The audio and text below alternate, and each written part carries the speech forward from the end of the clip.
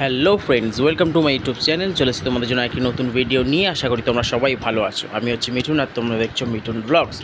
তো আজকের ব্লগটা হলো মেলার মানে আজকে সোনুকে আর সোনু মাম্মামকে নিয়ে গেছিলাম মেলাতে। কারণ ওরা অনেক দিন থেকেই বলছে যাবো কিন্তু সময়ের জন্য নিয়ে যেতে পারছিলাম না। তাই ছুটি ছিল বলে সোনুর মাম্মাম আর সাথে নিয়ে চলে গেছিলাম গপুকে। তো ঢোকার সাথে সাথেই বড় নাকরদোল্লা ছিল, আরও বাচ্চাদের কিছু খেলনা ছিল। তো সোনু বলছে চড়বো।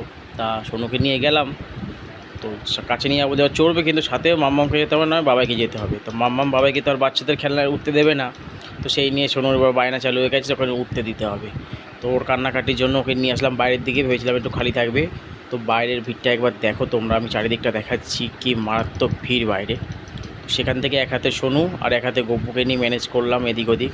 আর সোনুর মাম্মাম খালি এই দোকান ওই দোকান ঘুরছে। তো ভিডিওটি ভালো লাগলে চ্যানেল সাবস্ক্রাইব করুন। দেখা হচ্ছে পরের পর্বে।